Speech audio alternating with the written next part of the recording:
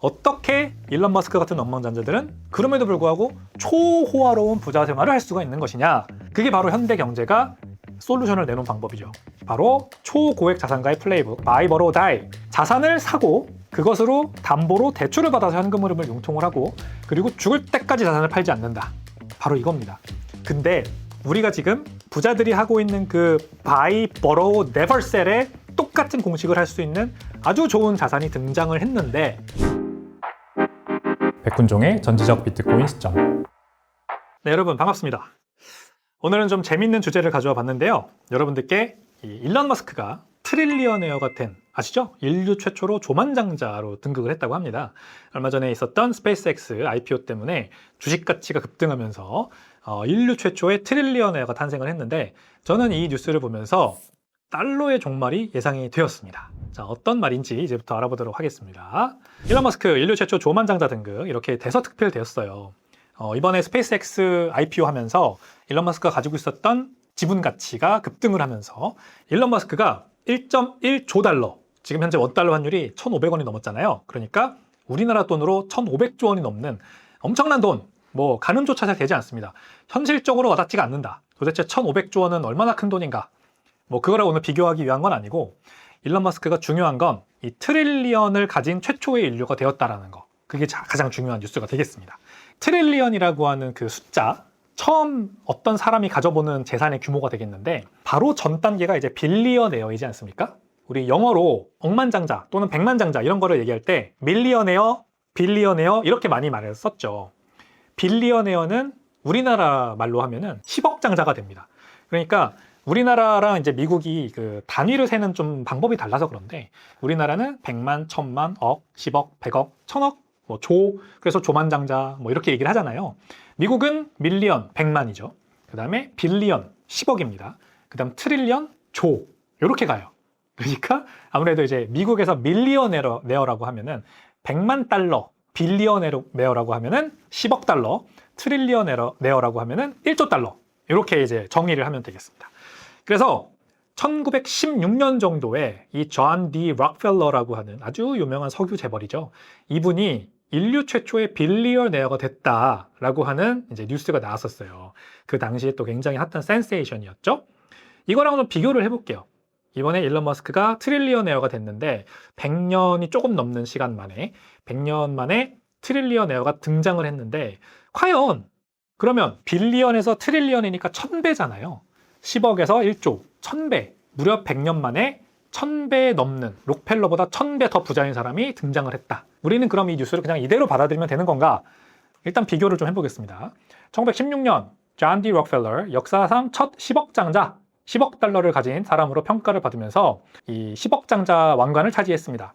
이 사람은 당시에 스탠다드 오일이라고 하는 회사 주식을 가지고 있어서 이 주식 가치가 급등하자 10억 장자가 되었던 거고 일론 머스크는 스페이스X와 테슬라 주식 급등으로 1조 달러 조만장자, 역사상 첫 조만장자가 된 것이죠. 자, 그래서 1000배, 일론 머스크가 록펠러보다 1000배 더 부자라고 할 수가 있겠는데 과연 그런가? 진짜 그런가? 사실 숫자에 착시가 있는 겁니다. 왜? 단순 수치는 1000대 1이죠. 일론 머스크는 1조 달러, 록펠러는 10억 달러. 그러니까 1000배죠. 그렇지만 물가 상승률을 반영을 해보겠습니다. 100년 전이잖아요. 그러니까 100년 전 록펠러의 자산을 현재 가치로 CPI를 활용해서 환산을 해보면 300억 달러 정도까지 늘어난다고 합니다. 10억 달러가 300억 달러로. 그러니까 대략 35대 1로 격차가 줄어듭니다. 많이 줄어들었죠, 그래도. 근데 이것도 정확하지 않아요. 더 정확하게 하려면 1916년 미국 GDP는 얼마인가, 그리고 현재 미국 GDP는 얼마인가 가지고 이 둘의 자산 규모를 비교를 해봐야겠죠. 록펠러는 당시 미국 GDP의 약 2%의 재산을 소유하고 있었고요. 머스크는 3%입니다. 그러니까 미국이란 나라의 경제 사이즈 자체가 엄청나게 커졌는데 그 안에서 머스크가 1조 달러를 번 것과 록펠러가 1916년에 미국 경제가 만들어낼 수 있었던 부가가치 총합에서 2% 정도를 벌어들였다고 하는 거. 비교를 해보면 2%대 3%도 거의 비슷한 거죠. 그래서 사실상 머스크가 지금 가지고 있는 1조 달러나 당시에 록펠러가 가지고 있었던 10억 달러나 비슷하다. 3대 2 정도의 근소한 우위에 머스크가 놓여 있는 것 정도다. 이렇게 우리는 결론을 내볼 수가 있겠습니다.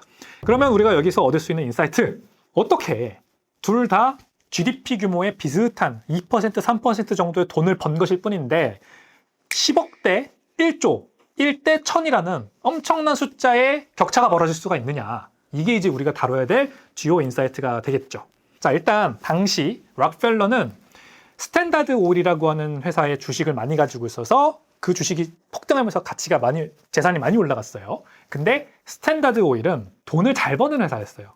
현금을 창출하는 회사였고요. 그리고 현금 배당을 꾸준하게 주던 회사였습니다. 즉 막대한 현금 흐름을 창출하는 그 주식 가치가 이 사람의 막대한 부를 형성하는 데 도움이 됐던 거죠. 근데 일론 머스크가 가지고 있는 테슬라 배당 안 합니다. 스페이스X 당연히 배당 안 하죠. 얼마 전에 상장했는데. 그리고 일론 머스크는 여기에서 받는 월급도 없어요. 배당도 안 받아요.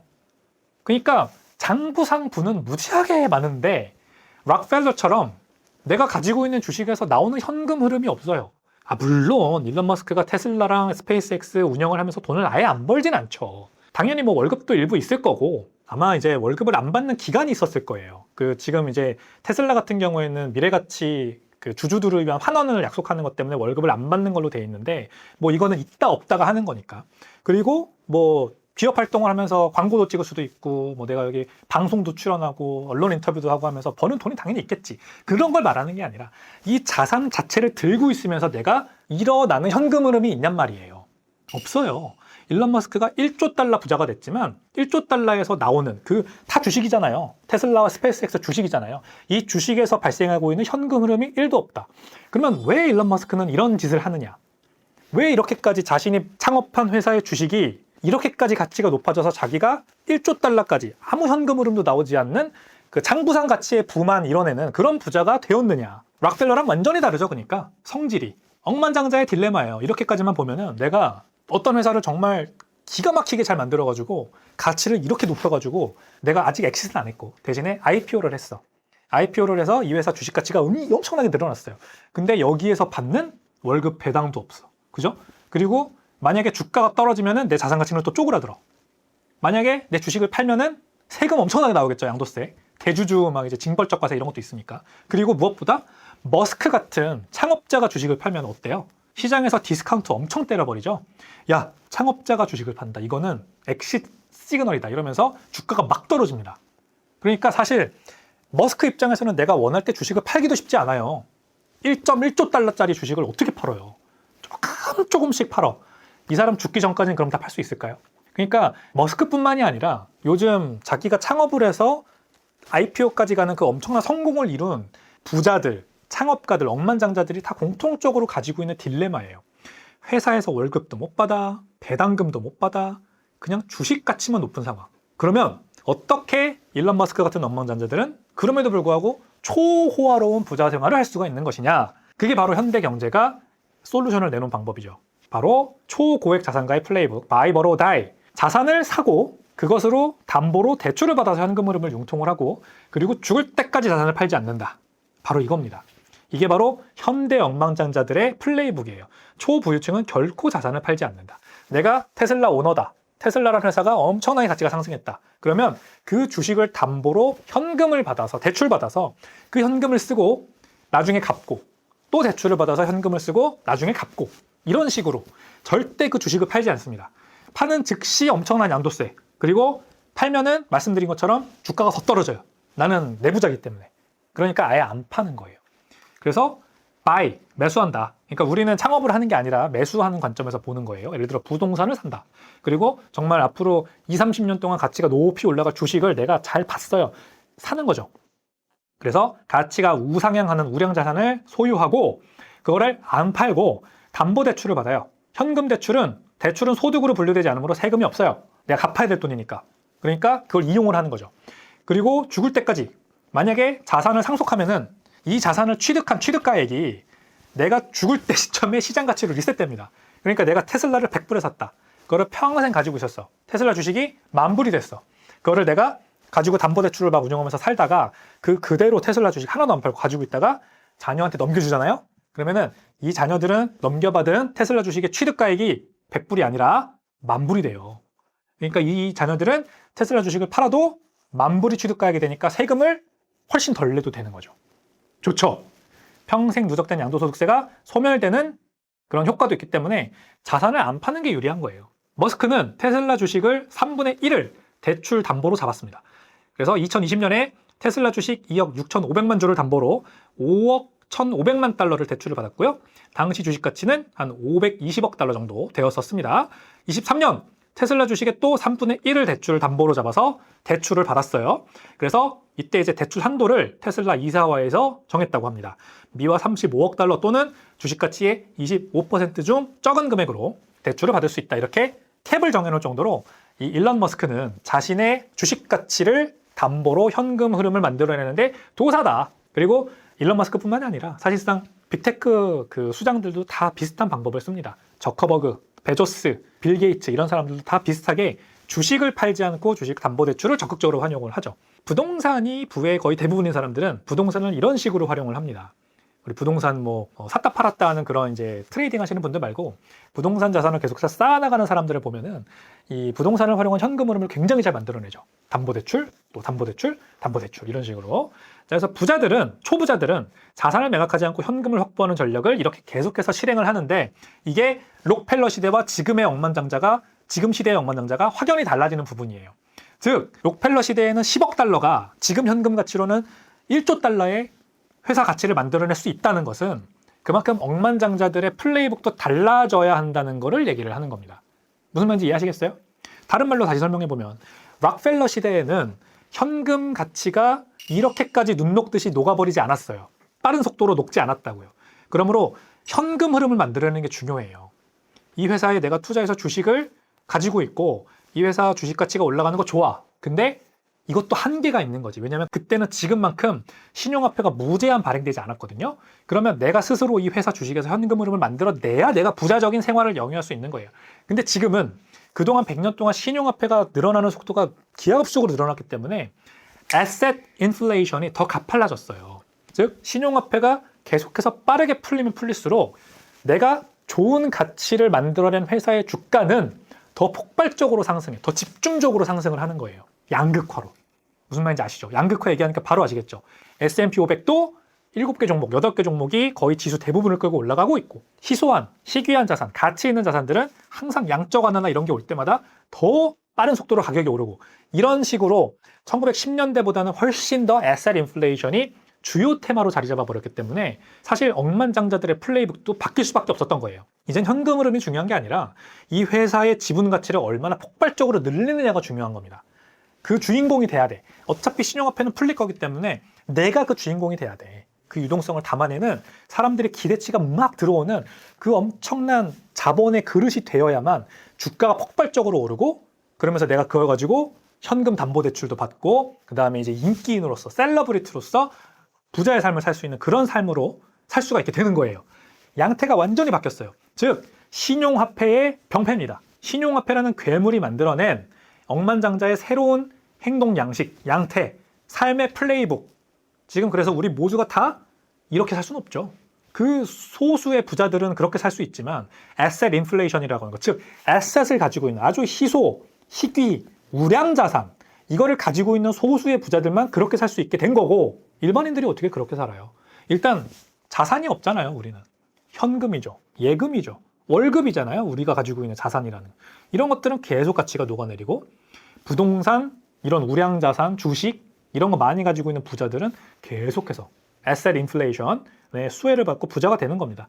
일론 머스크는 그 플레이북을 아주 적극 잘 활용하고 있는 억만장자, 조만장자가 되겠죠. 보이지 않는 가속 페달, 통화 가치가 하락합니다. 그때보다 지금 훨씬 더 이 화폐 가치라고 하는 얼음이 더 빨리 녹아요. 그래서 대출은 부의 창출 엔진이 돼버렸어요. 대출을 쓰지 않고서는 부자가 될 수 없어요. 우리 로버트 기요사키가 부자 아빠 가난한 아빠에서 얘기하는 아주 현금 흐름이 잘 발생하는 부채를 잘 이용하라고 하는 게 바로 이런 개념인 거죠. 내가 빌린 화폐는 고정돼요. 액수는. 근데 인플레이션으로 화폐 가치가 떨어지면 내가 실제로 갚아야 될 부채의 무게는 줄어드는 거죠. 무슨 말인지 아시겠죠, 여러분? 내가 100이라는 돈을 빌렸어. 근데 100이라는 돈의 가치가 가장 높을 때는 언제예요? 바로 지금 빌린 이 시점이죠. 화폐가 계속해서 풀리고 화폐 가치가 계속해서 떨어진다면 내가 대출 기간이 지나면 지날수록 화폐 가치는 떨어지니까 결국 내가 갚을 시점이 되면 내가 갚아야 되는 화폐 가치는 내가 빌릴 때보다 100보다 낮아져 있을 거예요. 그러니까 대출은 언제나 갚는 사람 입장에서 유리한 게임이 되는 겁니다. 무슨 말인지 아시겠죠? 근데 담보 자산이다. 예를 들어 담보 대출이다. 그러면 그 담보를 잡은 자산 자체의 가격은 또 올라가잖아요. 실물 자산. 팽창하잖아요. 이렇게 화폐 가치가 떨어질수록 담보로 맡긴 주식이나 부동산 같은 실물 자산의 가격은 상승하잖아요. 그러니까 이중으로 나는 대출을 나는 많이 이용하면 이용할수록 이중으로 혜택을 받는 거예요. 무슨 말인지 아시겠죠? 그래서 부자들이 통화를 공매도하고 실물 자산을 매수하고 있는 겁니다. 실물 자산 담보 잡고 통화 받고 그게 통화를 공매도 치는 거죠, 사실상. 이런 개념이다라고 보시면 됩니다. 자, 우리도 그동안에는 어려웠어요. 왜냐하면 부동산은 너무 가격이 많이 올라가 버려서 이 허들이 너무 높아. 일반인 입장에서 부동산을 가지기가 쉽지 않아. 그리고 주식? 뭐 일론 머스크처럼 좋은 기업을 창업하는 거는 할 수는 있으나 물론 당연히 바늘구멍에 들어가는 것처럼 어렵죠. 그리고 앞으로 우상향할 좋은 우량 자산, 주식을 선정해가지고 투자하는 거 가능. 그러나 난이도가 굉장히 높죠. 예를 들어 자, 어떤 사람은 팔란티어가 앞으로 100년 동안 굉장히 큰 기업이 될 거라고 생각을 해요. 가능하겠죠. 근데 안 될 가능성도 있잖아요. 그러니까 나만의 철학을 가지고 투자하는 건 괜찮으나 그만큼 어렵다라는 말씀을 드리는 거고, 근데 우리가 지금 그런 복잡한 어떤 투자 공부나 어떤 이런 분석이나 이런 거 없이도 부자들이 하고 있는 그 buy, borrow, never sell의 똑같은 공식을 할 수 있는 아주 좋은 자산이 등장을 했는데 16년 전에 그게 바로 비트코인이죠. 비트코인은 조금만 내가 이해를 하고 나면 더 이상 거기서 분석할 게 없어요. 기업처럼 계속해서 이 경기에 따라서 막 이 업황이 바뀌는 것도 아니고 어떤 창업자의 발언이나 이런 구설수에 오르는 이런 문제 때문에 주가가 떨어지는 일도 없고 굉장히 중립적이고 탈중앙적이고 오로지 수요와 공급에 의해서만. 근데 공급은 막혀 있으니까 변동성은 있을지 몰라도 장기적으로 당연히 가격이 우상향할 수밖에 없는 그런 간단한 메커니즘을 가지고 있잖아요. 근데 그 초반에 그 러닝 커브를 이제 뚫고 올라가는 게 굉장히 어려워서 그렇지 한 번 이해하고 나면 비트코인만큼 확실한 장기 우상향 자산도 없어요. 그러므로 우리 일반인들은 비트코인은 지금 가격도 사실 굉장히 favorable 하지 않습니까? 1비트코인에 1억 대략. 근데 소수점 8자짜리까지 쪼개지니까 내가 뭐 단돈 10만 원만 가지고도 충분히 살 수 있잖아요. 부동산처럼 막 허들이 높지도 않고 주식처럼 막 계속 분석해야 되고 막 공부해야 되는 것도 아니야. 비트코인을 가지고 내가 부자들이 하고 있는 buy, borrow, never sell 플레이북을 만들어낼 수가 있다고요. 비트코인 계속 모아요. 계속 모읍니다. 그리고 팔지 않아요. 그리고 어느 정도 모이고 내가 현금이 필요하다 그러면 이걸 담보로 고정금리 대출을 실행을 합니다. 그러면 대출 받은 돈의 가치는 계속 떨어지고 비트코인 가격은 계속 올라가니까 갚아야 할 원리금은 계속 줄어드는 효과가 있는 거죠. 이걸 계속해서 반복하면서 비트코인을 절대 팔지 않고 죽을 때까지 자녀한테 물려주고 내 자녀도 그 자녀한테 물려주고 내 가족이 약간 록펠러 가문처럼 엄청난 명망가에 오를 수 있는 그런 플레이북을 우리가 지금 할 수 있단 말이에요. 아시겠죠? 미국은 이미 비트코인 담보주택 대출이 허용됐다고 합니다. 약간 일반인들한테 이런 buy, borrow, never sell 이 플레이북을 미국이라는 나라는 정부 차원에서 밀어주고 있는 상황이에요. 어때요? 우리나라는 훨씬 뒤처져 있는 게 보이시나요? 코인베이스 거래소에서 비트코인을 담보로 묶으면 코인베이스에서 주택구매 선수금 납부를 해준다고 합니다. 그러니까 다운페이먼트라고 하죠. 우리나라는 이제 다운페이먼트 개념이 없죠. 전세나 뭐 이런 개념이 있지만 미국은 그냥 집을 계약한다. 그러면 집값의 한 10에서 20%는 선수금을 줘야 돼요. 다운페이먼트라고 합니다. 그것을 코인베이스에서 주는 거예요. 근데 대신에 내가 코인베이스에 내 비트코인을 담보로 묶어야 돼요. 그러면 주택구매 선수금을 페니메이라고 하는 미 연방저당은행에서 공식 인정해 줍니다. 그리고 모기지론을 줘요.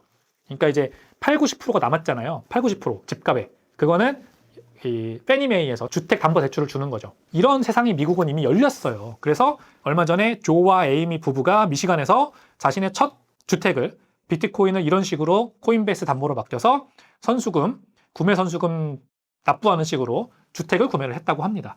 미국에서도 최초로 있었던 사례고요. 이제 앞으로 그래서 이런 사례들이 많이 늘어날 것으로 보여요.